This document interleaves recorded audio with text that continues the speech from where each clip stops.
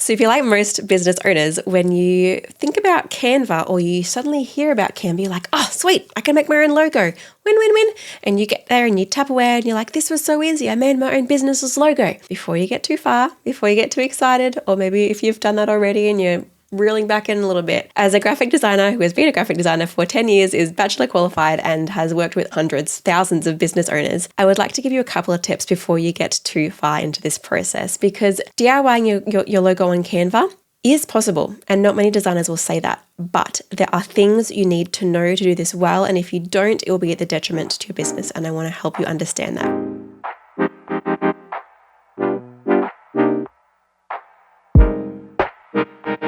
So hi, if we haven't met before, my name is Jacqui and I'm a graphic designer who specializes in helping small business owners create their own incredible brand and graphics. And I'm pretty passionate about it. I've been doing it for many years now, and Canva is my favorite program.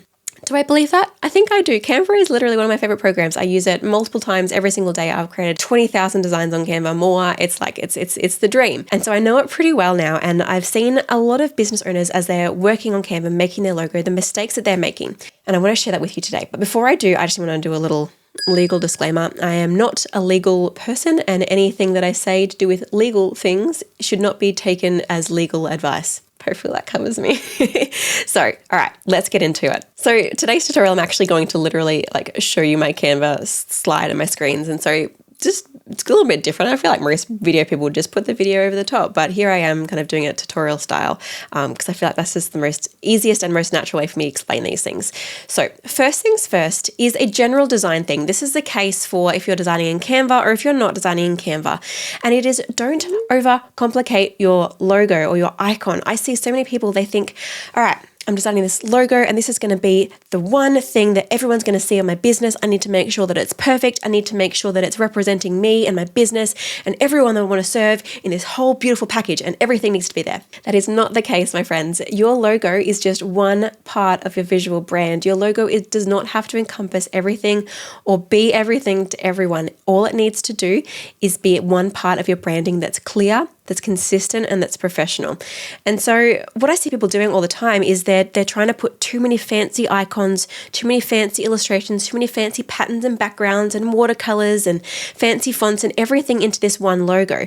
But a logo, it doesn't need to be all of your brand. Your whole brand is your whole brand, and your whole visual brand is your whole visual brand. In fact, I'm going to get up a slide here for you just now. This is how I love describing a brand to my students. It's this idea that a brand is the intangible attributes of a business that help people to identify and differentiate one business from another. And it is not just your logo. A brand encompasses your voice, your values, your message, your quality, your vision, your visuals, so many different things. And obviously as a graphic designer, I'm teaching about the visuals, which is this part down here. If I just go to this next slide, this shows you what is encompassed in those visuals. You'll see your colors, your fonts, your photos, your illustrations, your patterns, your elements, your graphic style, and your logo. Your logo doesn't have to be everything in your whole business. Your logo is just one part of your whole visual brand. And so I've got some examples here I wanted to show you, which pretty much just involve showing you some things that I'm so proud of. And that is my students. My students have created incredible graphics for their businesses, and I want to show you some of them. So this is 9, not all of them, 9 of the logos my students have created inside the Co-Creation Club. If you're one of my students and you're watching this, please note that I'm not picking these out of the best designed. It's literally just the ones that I got access to first in my brain. So don't hate me if you're not on here. But in essence, I want to show you these logos because I want you to see how simple they are. I want you to see for Marlouse here, all we've got is these beautiful little dandelion flowers or little seeds, and that's it. It's simple, it's beautiful, and it's so versatile. I'm going to show you at another point how a versatile logo is important, how you need to create different variations, and having a simple logo will help you with that. So many people I see do really intricate watercolor backgrounds and all these fancy kind of layers and depth and all these really intricate things in a logo, but it just means that it's so hard for that logo to be versatile. Your logo needs to be, I'll show you soon, in a long version and a tall version. I do have proper names for those. In a circle version, in a version that could be blown up to the size of a truck if you ever need to get a billboard made, or the version that's going to look really great on the business card or on top of a letterhead. A logo needs to be so versatile. And so if you're creating a really intricate icon that's really detailed, doesn't look good small and all of those things, then it's going to really limit your business and going to really limit its professionalism as well. And so all of these people have really simple icons. This one here is like a beautiful ink splash, and that works perfectly into her font. This one here just got these really subtle little stars, and that's it. Got this little rainbow. We've used text inside, like this clearly says joy. It's just a rainbow in there as the O, but our brain is making it work for that. And so think about how you can replace different letters in your logos with different imagery. How can you add a really clever icon in that's really simple? So for my loose here, these dandelions, they're really symbolic to her and what she coached people in her business, because she is a coach. And so that's why we chose those for her. Choosing joy wants to be about like expanding people and equipping them with their different websites. And they wanted to choose joy in that part of their life rather than like really getting worked up and burnt out with all the business things.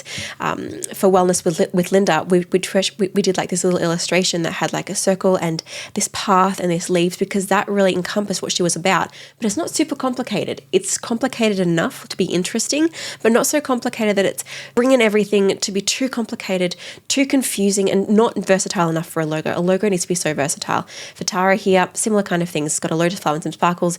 That was all very meaningful to her. Same with Christy with the heart. Same with Melanie with her flowers here. Kat here doesn't even have an icon because she didn't want anything that could be construed to be more cliche in her industry, because she's an OBM. She wanted to keep it really open and simple. And the rest of her branding, you should see it. She just launched her website. The rest of her branding is what carries the actual design and what carries the actual brand. It's not just her logo. I'm going to show you an example of this for choosing joy in a moment. And this one here, the virtual chapter, she wanted something really simple, but it's still got personality. We've got different type forms being played around with. We've got the different boxes.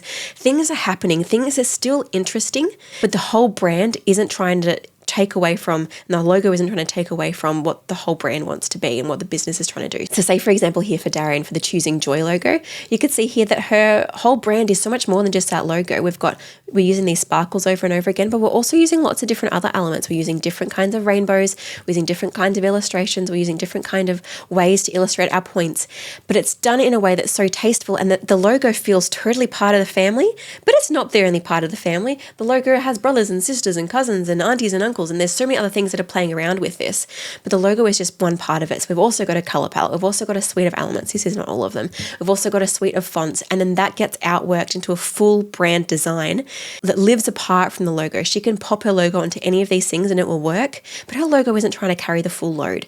So think about that as you're creating your business's logo, of how can I actually create a logo that's simple, that illustrates the point of things, but not so much that it's taking away and it's trying to say everything in one small glance. I could go on about this for ages. I'm going to wrap that point up now. But that's the main thing I want you to remember, is keep that logo and that icon really simple. The next step is more of the legal one. So I don't want you taking me for legal advice here, but do not use Canva elements for your logos. This is a really important one, because if I just exit my slideshow now, I just want to show you around Canva a little bit. If I just go to design here, I'm not sure if it's going to pop up because I'm inside presentation, but I'm going to just go logo. I'm going to search logo, see if that works. No, it's just coming up with brand guidelines here. What I'm actually going to do is open up Canva and go to create a design and search logo. Let Canva know that that's what I'm trying to create. And if I go into here, Canva is going to actually suggest for me a huge amount of different logos and illustrations that I could use from the get-go. You can see like literally there's hundreds here. And I don't recommend using this, nor do I recommend using a cute element you find in here. So say, for example, I wanted to put a palm tree into my logo, palm tree with my one hand typing.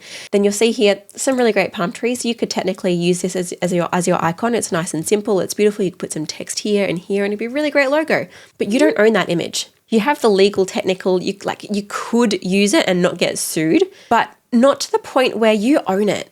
It's not yours to own. It's not yours to copyright. It's not yours to trademark.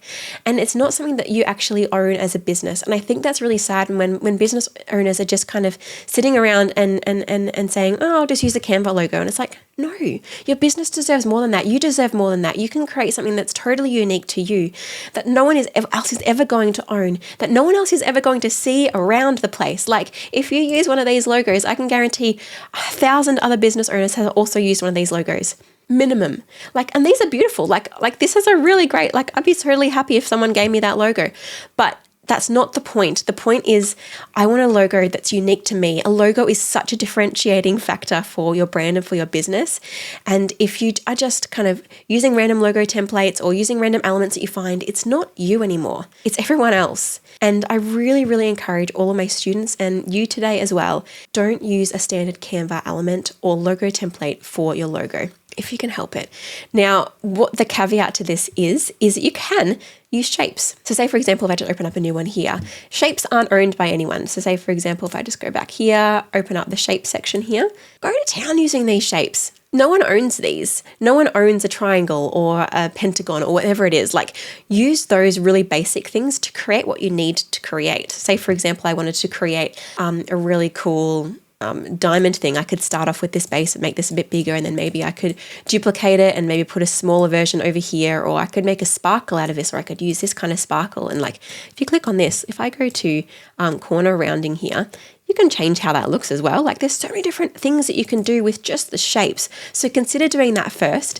And the things that I'm not going to go into the details of how you can make your own particular unique icon, but I teach my students a way where they can actually draw their own icon, and they can professionalize that in a particular website, and then they can bring that back into Canva as a professional SVG file. That's a point that I haven't mentioned as its own point, but this is the biggest point as well. When you're saving your logos, do it as an SVG file. I'm going to actually do this here with this version here. If I press share and I go to download, then if you have Canva Pro, you'll have access to SVG. See, it's got the crown next to it, letting me know it's Canva Pro. If I tick transparent background, and actually when you're making a logo, you should actually make it the size of your artboard, so making it quite large, like so. And technically I would probably also resize this, which I'm just going to do now. I'll go to resize, which is also a pro feature. I'm just going to make it a smidgen thinner, so maybe about 430, resize, and you'll see that it's just going to make this, rather than being a square, make it a bit longer, which means that when I drag this out to being a bit bigger, so I'm trying to capture everything as close to the edges as I can without spending too much time on it, it kind of takes up most of the whole design. The whole artboard is kind of full with my logo. That just is a really great design practice for when you're saving logo files. And so say when you're saving your logo files, you've done this. This is also far too small for a logo file. I'm not sure why Canva has recommended this. I teach my students to do quite large, even like maybe like 20 centimeters large, like an A4 size at least for your logo file. That way it's going to be really crisp and clear quality. Although when you're saving it, like I'm about to tell you now, what doesn't technically matter. But the best way to save your logo file is going to download and doing SVG and making sure ticking transparent background is on. I'm just going to select the page I want to save, which is page 1, and press done. And I'm going to show you what this has created for me, because it's really, really versatile and it's really, really high quality. I won't go into it now because I do this inside my course, but in essence, there's a few different sorts of file type. There's pixel files and there's vector files, and vector files is what a logo should be created at. If you are getting a designer to work on your logo, please make sure they provide you with a vector file. So many designers just get a little bit sloppy with that, and they don't, and that is not okay. And so if I just upload in here the logo, which there's already a mistake on it here, load that in, I can actually change, if I just make this a background color, for example, I can actually change the colors on this to be whatever I want to. Plus I can zoom in. If I zoom in, you can see that it stays really, really crisp and really high quality. It's not losing quality. It's not getting pixelated. And I'm able to change the colors because I have selected to do the SVG file. It's done a bit of a sneaky on me by not changing the button, the line color here. It's also been a bit cheeky on me with having this white box here. Ideally, we would remove that, and I would teach my students how to do that. It's quite sneaky, but it is possible. And so just doing different things like that in terms of firstly not using templates, and then once you've actually got your logo, saving it as that SVG file so it's versatile, it's color changeable, it's high quality. All of these things are going to really impact the way that your designs look in the long run, how versatile your design will be, and also how professional it will look. It's not going to look really tacky as you're using in your logo over the place, because it's staying that high quality and it's staying that really great color changing ability. All right, that was a bonus tip I wasn't planning on giving you, but I hope you've enjoyed that one. The final tip I want to share with you today is a do. So rather than a don't and a don't, I want to share with you a do, and that is to have multiple variations of your logo. When you have multiple variations of your logo becomes so versatile. And this is only possible if you do a really simple icon and logo combination. So I want to show you an example now of one of my co-creation club students. We created this with her in the co-creation club. This was actually an icon that she designed and drew herself, and I taught her how to import and how to create and how to make it color changeable, and it's so great. But you'll see here that there isn't just one version of the logo, there are 6. You don't have to have all of these, but I recommend at least stacked, long, submark, an icon. These ones you can probably avoid if you really need to. But it's this idea that where our logo is created in not just one format, it's created to be stacked. So one on top of each other. So it's more of a tall icon. So this means it's good for when you have a narrow amount of space, but a little bit taller space. Your logo might be quite taller than this. Ali's is quite short because of the way that her logo was designed. But in essence, you see the words are stacked on top of each other rather than being next to each other. And that just means that it's shorter, narrower, and easier to fit into certain situations. Like if she could put this into a circle and it would still work okay. Whereas if she put this into a circle, it would be quite small. That's another point around making sure your logo or design is quite simple. It means that when it's really, really small, if I was to zoom out on this, it would still be readable. It would still be clear. The point would still be there for the branding and the logo. So you also want to make sure you have a long version. So where your text is long, your icon is long, you might have the icon with the text next to it. So say if I just go back to some of the other variations of the logos that I shared, lots of these are more of the, this one here is kind of a great long one. This one here is a great long one. This one here is more of a stacked one. This one here, we could even put wellness and then put the icon and then put rediscovery on the other side for lots of variations there. And so really be thinking about how can I create my logo in different variations? Can I have the icon here and then can I have text next to it? Or can I have the icon, some text and then the icon and some more text? There's no rule to how you set up your long version, but in essence, if you can put the icon next to your text, it's going to be a lot nicer. For the stacked one here, you could even have text, and the icon sitting well on top of that. That doesn't even have to be inside of that if that doesn't want to. It really depends on the kind of layout your logo is and the kind of icon that you have, but creating those variations is really important. The next version here is a submark. This can be done in a variety of ways. Some people don't have a submark and they just use their icon. But if your branding can be like summarized into like, say for white deer graphic design for my business, I could do WD and like my little deer icon. That could be my submark version. I could change my icon a little bit and have the text a bit smaller around the outside, which is what I've personally done. There's so many ways you can do this, but in essence, how can you abbreviate your logo to a really small version? If you wanted to do like, I think Ellie uses these on the bottom of her workbooks and stuff. People already know who she is, but she wants to just bring her branding and her logo into those things without putting the whole business's name. So having an abbreviated version can be really helpful. And then just the icon by itself. When you have a simple icon, it's so much easier to bring that out and sit by itself. And so this could be a really great display picture. This could be a really great icon for your website. So many different things. And obviously you can then separate out, just have the text by itself, separate it out or combine it all together and add in a bit of a tagline too. So that versatility just means that it's possible to pop on your website, on your newsletter header, on a business card, as a website icon, on a flyer when you've got like a short amount of space, on like your Instagram cover photo when you really just wish you had a different version to fit in that different spot. That's why we need logo variations in those different sizes. And it is so important that we create those. We don't just stick with the one version of our logo, and that is a mistake I see so many people make. So those are the 3 things I want you to remember as you're creating your logo. Don't have a complicated icon that's really, really intricate, hard to resize, hard to maintain quality, and is really just trying to represent too much and becoming overcomplicated for your brand. Remembering that your whole brand is what actually encompasses your business and its essence. It doesn't all have to fit inside that logo. It can go into your colors, into all your fonts, into your different brand elements. The next step is to not use Canva elements or Canva templates. This will mean that your logo is diluted in the fact that so many other hundreds of people are also using that same thing. And it means it's never something that you can copyright or trademark for yourself because you do not own it. Instead, I recommend creating your icon out of shapes or drawing it yourself. The next and final step that I wanted to share today, there are so many more that I could share, is this idea that you need to have multiple variations of your icon or of your logo. You need to have a long version, stacked version, all of those versions we just talked about. And that's going to really equip you to maintain that credibility of your branding, to maintain the professionalism of your branding because you're using it in the right way in the different places and not getting squished, it's not getting pixelated, it's just getting treated perfectly because you've created something that suits every situation. I want to let you know that that was not everything that you need to know around creating your logo. It literally would take me an hour and a half to probably share with you everything that you need to know. And that's why I do teach these things inside my program, the Co-Creation Club. The Co-Creation Club is a 10-week program where you get to work with me in a small group environment where me and you are working together on your business and your branding. There's no, oh my gosh, is this looking right? Or am I allowed to use that? Or does this actually work? Or is this icon right? Or is this the right size? Is it too complicated? What color should I use? All those questions I help you to work out with my particular frameworks, with my methodology, and actually with me giving you advice personally for your business and your brand. I get to know you and your business, and I give you creative input into that. I'm kind of like the creative director for your business. I'll help you edit things. I'll live edit with you. I'll create these things with you. But the catch is it's only because it's a live program. I don't run it all the time. And because it takes so much out of me, I don't run it all the time. So it's only run twice a year. And we're about to start for the second time for 2023, which is the final time for 2023. So if you're you're interested in actually taking ownership of creating a really great professional brand for yourself that's going to elevate your business to the next level, that's going to say to your audience and your customers, I'm actually incredible and you need to work with me. And yes, I can charge this amount because I'm a professional and I know what I'm doing.